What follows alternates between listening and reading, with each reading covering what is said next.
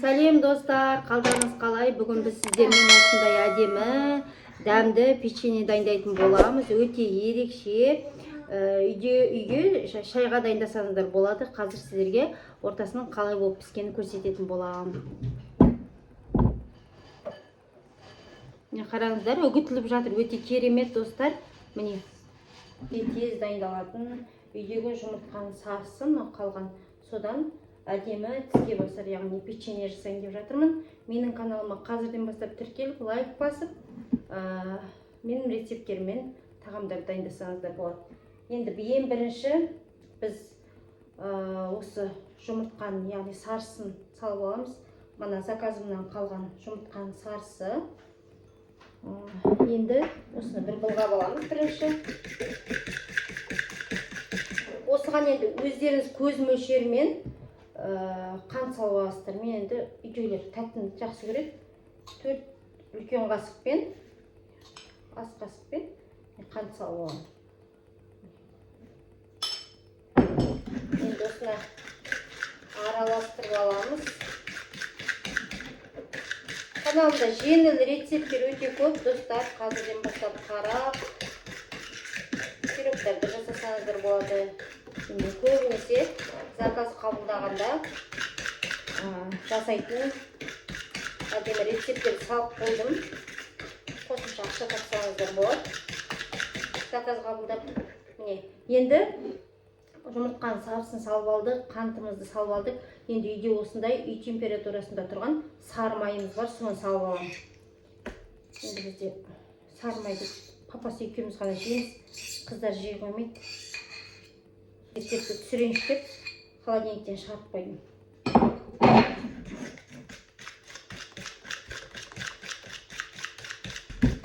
Осының үстіне қазір біз 1 шай қасық қосқыш саламыз. Осы қосқышты пайдаланамын мен. Толтырып 1 шай қасықпен салдым. Молынан әкеліп қоямын, заказдарым көп болады менде. Сосын шешіп болады. Үй температурасында тұрған сармай болғандықтан міне болғаны да өте жеңіл болып жатыр. Өздеріңіз көріп тұрғандай. Енді үйде осындай қара мейіз бар. Мейіз салып жатырмын. Арасы әдемі болсын деп. Енді өздеріңіз білесіздер. Көп салсаңыздар да болады, аз салсаңыздар да болады. Тез дайындалатын рецепттеріміздің бірі. Достар, міндетті түрде жасап көріңіздер. Осылай араластырып алдым. Енді осыған електен өткізілген ұнымызды ақырын салып, қамырымызды дайындайтын боламыз достар.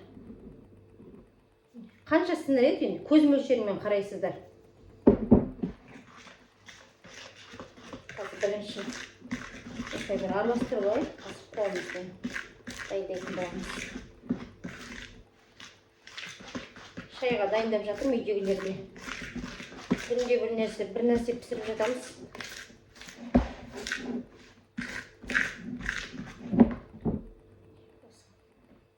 Өте жаңағы тесталарыңыз, қамырларыңыз қатты болып кетпесін достар. Не болсын, жұмсақ болсын. Жұқа дейін ол.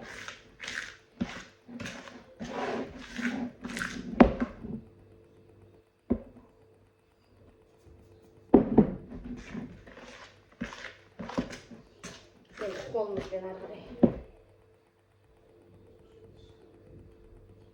Күшті болып тұр.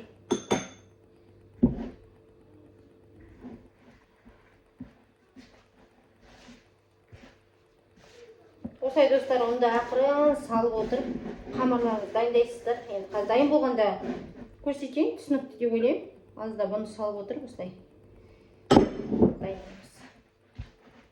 Үйдеріңізде осындай жұмыртқаның сарысы қалып қойса, тыстауға обал. Сондықтан осындай тәтті бір нәрсе үйде отбасыларыңызға дайындап жіберсеңіздер болады.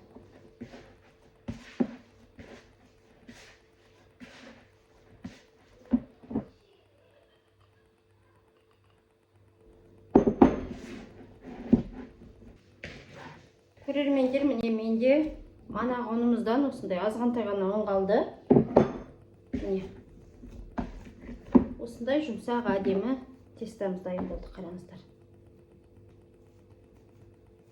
Жұмсақ, міне әдемі болып тұр.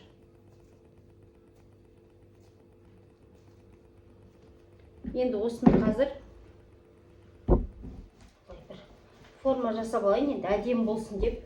Сіздер енді неше түрлі кескіштер бар ғой, неше түрлі құралдар. Сумен де жасасаңыздар болады, дөңгелетіп жасасаңыздар да болады. Енді өз қалауларыңыз бойынша. Қазір енді мен осыны осылай бір біріктіріп алайын, әдемілеп.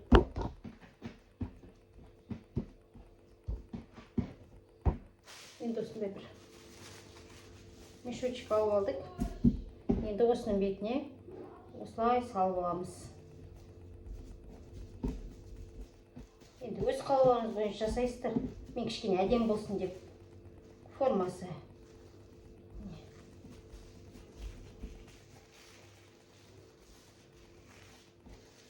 Мен осылай төліп шығалтып жатырмын.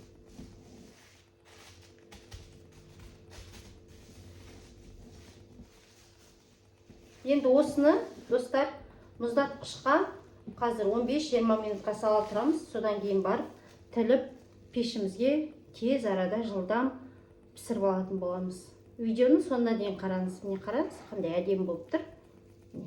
Салған осындай әдемі печеньеміз әдемі қатып тұр екен. Енді салақаннан алып, пышақпен тіліп, ерекше болсын деп тапамызға орналастыратын боламыз. Қараңыздар, мен жақынырақ бір көрсетейін. Міне осындай болып тұр. Міне ал енді бісміллә деп тілейік.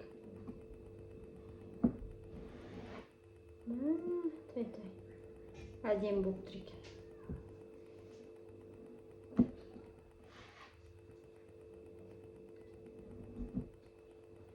Кешкі шайға дайындап отырмын, отбасыма. Иістері. Тілінгенде ме? Күшті тілініп жатыр.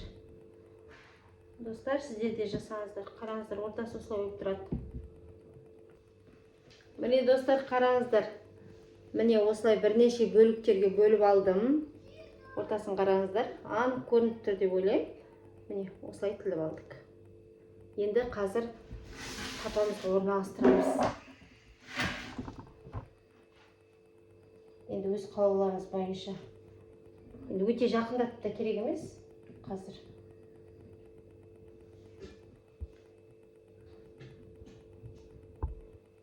Піскенде де әдемі болып, міне осылай орналастырып аламыз. Осылай достар, орналастырып алып, кешкі шайға, түскі шайға ұсына берсеңіздер болады. Отбасыларыңызға міне қараңыздар. Осылай. Қыздарым менде тәттіні жақсы көреді. Папасы да. Болдық, енді қазір осыны 15-16 минутқа пісіріп аламыз 180 градуста. Видеоның соңына дейін бірге болыңыздар.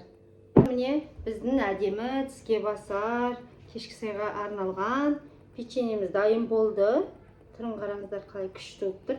Енді қазір ортасын көретін боламыз, қандай болып піскенін. Қараңыздар, қандай күшті болып тұр. Сіздер де үйден жасаңыздар отбасыларыңызға. Керемет. Екі жағда әдемі бірдей болып піскен. Біргелік болды. Үгітіліп тұр. Қараңыздар. Сіздер де жасап көріңіздер, достар. Міне қараңыздар. Керемет.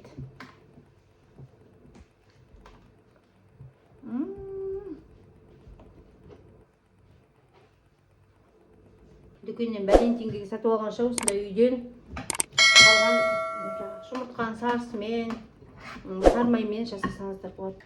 Достар, қазірден бастап каналыма тіркеліп, лайк басып, комментария жазып қолдап кетіңіздер. Келесі кездескенше сау болыңыздар.